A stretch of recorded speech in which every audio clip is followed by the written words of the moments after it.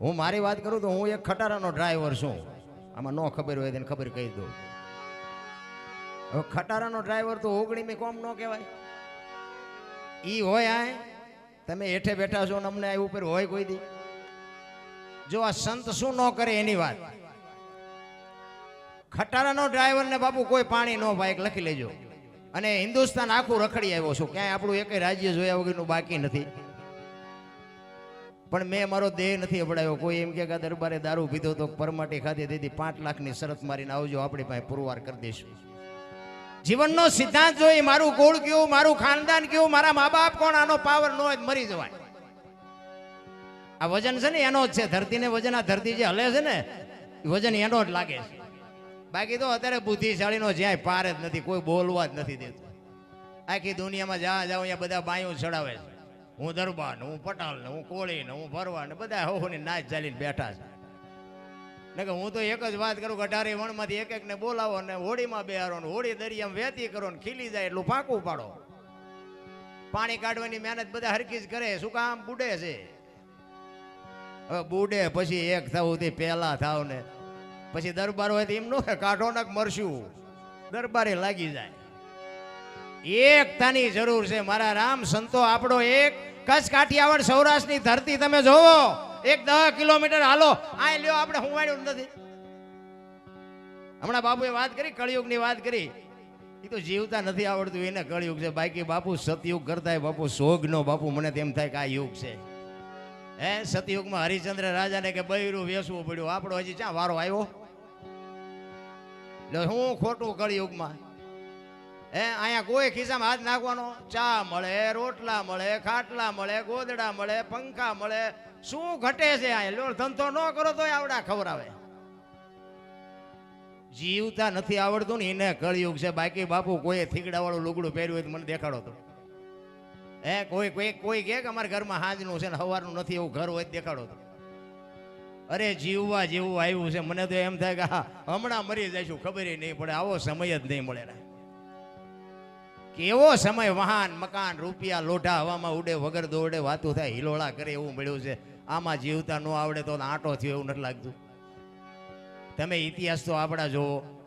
પણ તમને અને મને મહાપુરુષોએ જે ગ્રંથો બનાવ્યા, શાસ્ત્રો બનાવ્યા, વેદ બનાવ્યા, પુરાણ બનાવ્યા, એની તમને મને શાન માટે કે માર્ગ બતાવવા માટે સદગુરુની જરૂર શું કામ પડે? તમને રૂપિયા રળતા નથી આવડતું, ખાતા નથી આવડતું, જીવતા નથી આવડતું, કપડાં પહેરતા નથી આવડતું, શું જરૂર શું છે? સદગુરુ સિવાય બાબુ તમારી ઓળખાણ ન થાય. ખોટી વાત છે. કોઈ એમ કહેતું હોય ને આ બુદ્ધિનો વિજ્ઞાનનો વિષય જ નથી.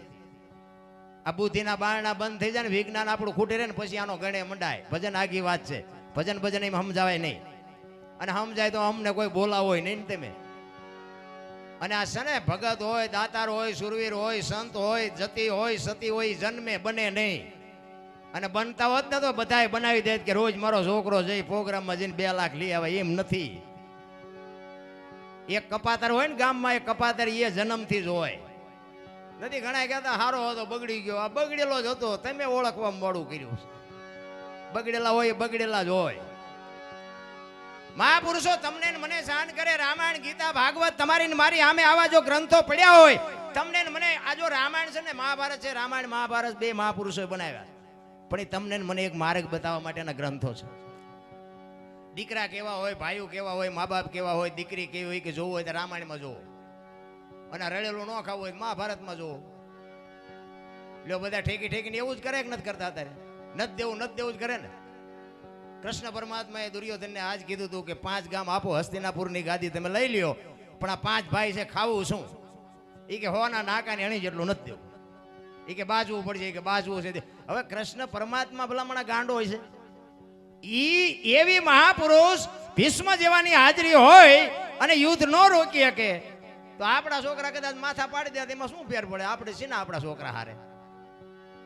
સમય જ સમયનું કામ કરે છે. મારી ને તમારી કોઈ તાકાત નથી. કોઈ એમ કહેતું હોય કે અમે બળવાન છીએ, ના, ખોટી વાત છે. સમય તમારા કરતાંય બળવાન છે. ઘણા અત્યારે અમારો તો કારણ કે અમે પેલા ધોકા જ પસાડ્યા નકરા. અમારો જેસલ કરતાંય ખરાબ ઇતિહાસ છે. મારા મૂળજીભાઈ બાળાના સરપંચ ને આ બધા અમારા જૂના મિત્રો છે. બધા આ બધા અમારી ડિટેલ જાણે છે. એ તો એ સારું છે, મૂંગા રહે છે, નકર એ બધાને ખબર છે કે હો ઉંદર મારીને મીનીઓ બેઠી પાછળ. પણ બાપુ વળાંક મારી જવાય, સમય આવે ને વળાંક મારી જવાય. કચ્છનો બારવટીયો બાપુ જેસલ જાડેજો સતી તોરલને લઈ અને મધદરિયામાં જ્યારે પૂગ્યા ને, વાત લાંબી છે ટૂંકામાં કહું, પણ એ મધદરિયામાં પૂગે પવનની દિશા બદલાવીને ખોરડા જેવડા મોફા મીંડાનું લણવા, તેથી કચ્છનો કાળો નાગ બાપુ બરફની પાટ ઓગળે મીડ્યો રોવાક, તોરલ તોરલ હમણાં બુડી જાય ને હમણાં મરી જાવ. તારે તોરલ કહે છે, જાડેજા તમે કહેતા હતા ને મારી તલવાર જેટલી તાકાત કોઈ નામ નથી, આ દરિયાને મંડો કાપવા હમણાં પૂગી જાય છે. તમે જેને માર્યા નહીં બધાને જીવવું હતું, લોહીની શેડી ઉડેમાં મજા આવતી હતી ને, મરી જાઓ. વહેલું મોડું મરવાનું તો છે, મરી જાઓ, પણ મરવું એમ હેલું છે? આ બધા તમે આ થીર થઈ ગયા છો, પણ હમણાં કાળો નાગ નીકળે છે, ઉભા રહ્યો મને સાંભળવા. ને મરવાનું છે, બધાને ખબર છે કે મરવાનું જ છે એક દી. મોત બાપુ બધાને ખબર છે કે અઘરું છે, અને આવવાનું છે વાત પાકી 100% છે.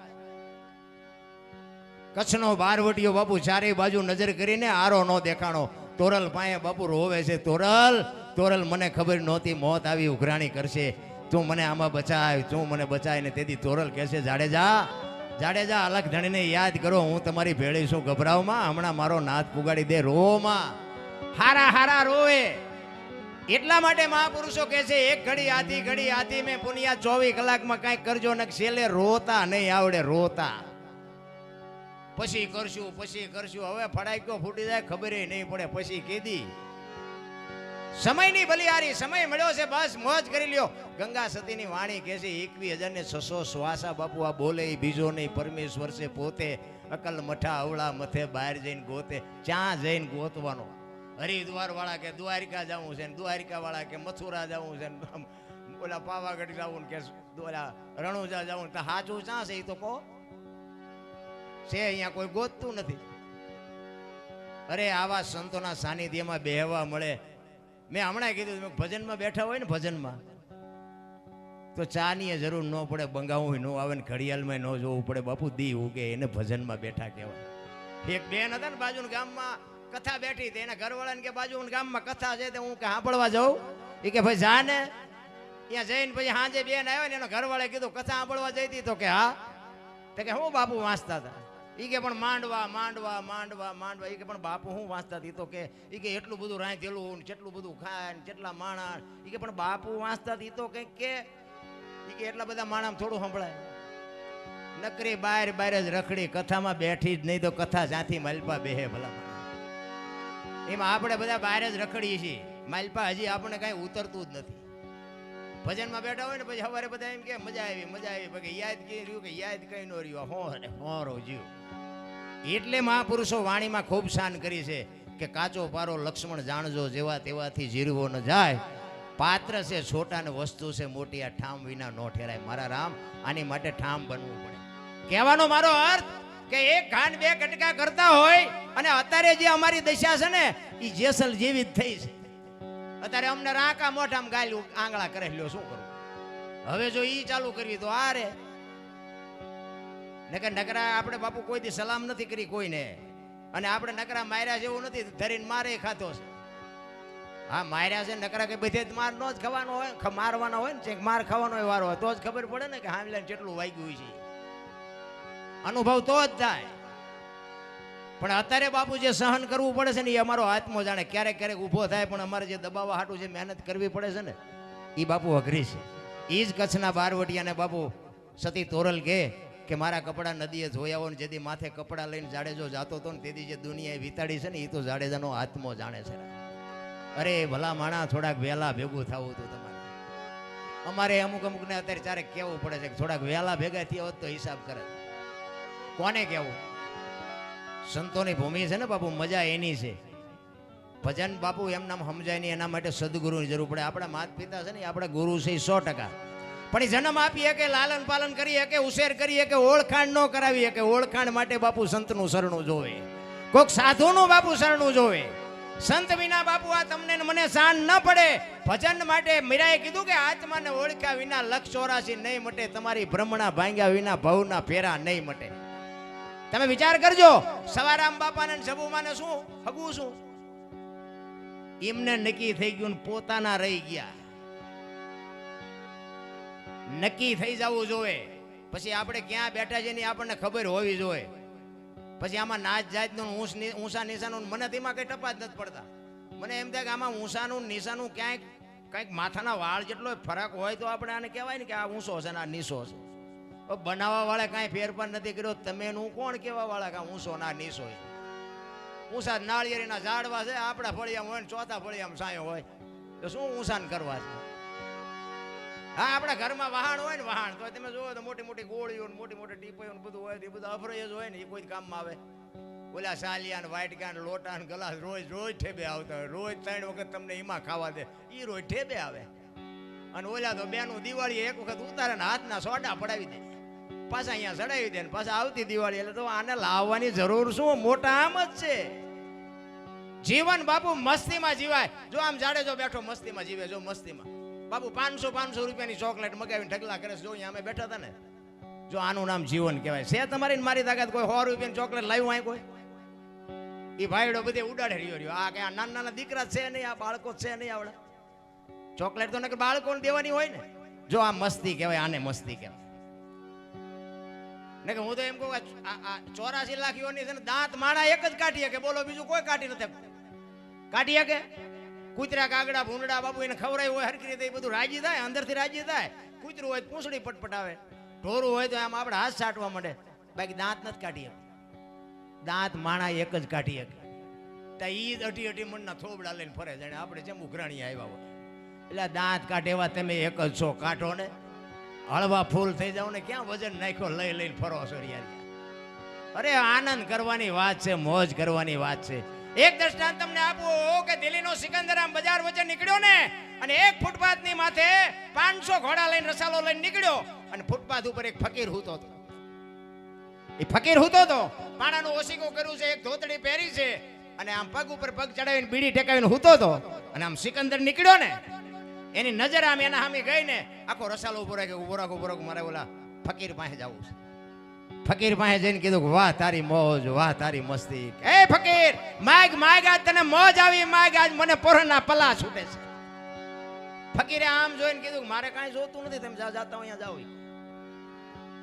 બોલો કે પણ હું સિકંદર છું, તું માગ. કે મેં ક્યાં તમને પૂછ્યું તમે કોણ છો? બોલો એની મસ્તી કેવી છે? એ કે પણ ભલામણા મારી મોજ મારી જાય છે, કંઈક માગ ને ભલામણા. ને એને કદાચ દિલ્હીનું રાજ માગ્યું હોત તો એલો દઈ દે, પણ એને કાંઈ જોતું જ નથી. ઈ કે કાંઈક માગ. ઈ કે તો થોડાક આમ આગા ઉભા રહો, હુરતનો તડકો મારી માથે આવે તો થોડીક મને ટાઈટ હોય છે, બાકી કાંઈ નથી જોતું. અને બાપુ એ સિકંદરને પરસો વળી ગયો.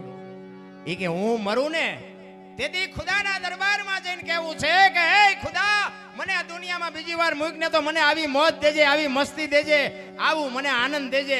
અને પછી જે ફકીર બોલ્યો ને બાપુ એ જીવનમાં ઉતારવા જેવું છે. ફકીર કે શું કહો છો તમે? એ કે હું એમ કહું છું કે હવે મરું ને પછી ખુદાના દરબારમાં જઈને ખુદાને કહેવું છે કે મને આવી મોજ દે ને આવી મસ્તી દે. અને પછી ફકીરે કીધું એ કે તમે કેદી મરો કેદી જાઓ ને ખુદાને હેરાન કરવો એના કરતા આઈન પર કૂતરો બેઠો છે ને આઈન પર તમે જમાવો, રસાલાને જવા દો તો અત્યારે મોજ ચાલુ થઈ જાય. આ થાય એવું છે? આપણે વાતું થાય છે, વાતું બાપુ. ને કે મને એમ થાય કે આપણે મોજ કરીએ એવું છે. આ કાજુ બદામની છોકરા વગેટ કરે લ્યો અટાણે, આપણને પારલે નહોતું ચડતું. શું ઘટે છે મને તમે જ્યાં જાઓ ને બધા રોવે છે. એક પાસે જાઓ કે ધાબુ ભરવું છૂટા નથી, બીજા પાસે જાઓ કે ડોબું વેણું દો નથી દેતું, બીજા પાસે જાઓ તો કે છોકરાને પોલીસ વાળા લઈ ગયા જામીન ચડતા નથી, બીજા પાસે જાઓ કે છોકરાને વહુ વેવાઈ તેડી ગયા મોકલતા નથી. આપણે આખી દુનિયા હારી રોવે છે, આપણે ક્યાં રોવું? હે દાસી જીવન રોવે, મીરા રોવે, નરસિંહ રોવે કે હે મારા નાથ તે અમને માણા બનાવીને આ મોકલ્યા. જો તારી આભા ન થાય ને દુનિયામાં અમે ગયા પછી જો કોઈ ઓળખે નહીં તો શું અમે આવ્યા તો તે ન હોય. દુનિયામાં જાનવર પૂજાય છે, જાનવર. હળદીના ઘાટ ઉપર મહારાણા પ્રતાપનો ઘોડો પૂજાય છે, સતાધારમાં પાડો પૂજાય છે, જમરાળામાં ભેંસ પૂજાય છે, કચ્છમાં દાદા મેકરણનો કૂતરો ને કથાડો પૂજાય છે. આપણું પાડો છે સારું નથી બોલતા, કથાડા કરતા બે જ નથી. અરે હું કહું છું પૂજાય નહીં તો કઈ નહીં, પણ આપણું કોક સારું તો બોલવો જોઈએ કે નહીં? માણા જેવો અવતાર મળ્યો ભલામણા. મોટામાં મોટો ધર્મ હું તો મારી છે ને, હું ગમે આ પ્રોગ્રામમાં જાઉં મારી ભલામણી એક જ હોય છે કે એક મા બાપની સેવા કરજો. વ્યસનથી થોડાક આઘા રહેજો અને ભાઈઓ કુટુંબમાં એકતા રાખજો. હું કોઈ નથી કહેતો દાન પુણ્ય કરો ને મંદિર બંધાવો ને કથાયું કરો ને જે ભજન કરો ને કરતા હોય તો કરજો, કે મારી ના નથી. પણ આ વસ્તુ છે ને બાપુ મેન છે. એક માને ને બાપને બાપુ બે ટાઈમ સારો રોટલો દેજો. જિંદગીમાં કોઈ દી મોળો દી ન ઉગે, આપણી ગેરંટી. મા બાપ જેવા બાપુ આ દુનિયામાં કોઈ ભગવાન કાંઈ છે નહીં. મા અને બાપ છે ને એ જ મોટી વાત છે. અને આ સંતોની આવી ભૂમિ આપણને મળી છે, અહીંયા આપણો જન્મ થયો છે, એ આપણી એક મોટી કમાણી છે. નકર તો બાપુ અહીંથી હૈદરાબાદ કર્ણાટકમાં ક્યાંક નો આપણે જન્મમાં હોત. અહીંયા કોઈ બાપુ હાસું સરનામું નથી દેતું, પૈસા લઈને નથી ખાવા દેતા. બોલો, અહીંયા આવડા મફત ખાવા દે છે. એટલે બધો ફેરફાર છે.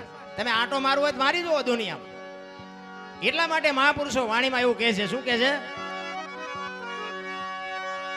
એ નથી મફતમાં ભાઈ એ જી મળતા એના તો ભૂલ ચૂકવવા પડતા સંતને સંતપણા રે. આ અમે જે વાતો કરી છે ને ભાઈ, એ પહેલા તો અમને લાગવું પડે. અને હું તો જ્યાં જઉં ત્યાં કહું, હું તો મને કહું છું, તમને કહેતોય નથી. આ તો ગંગા હાલી જાય, પીવો ન પીવો તમારી મોજ.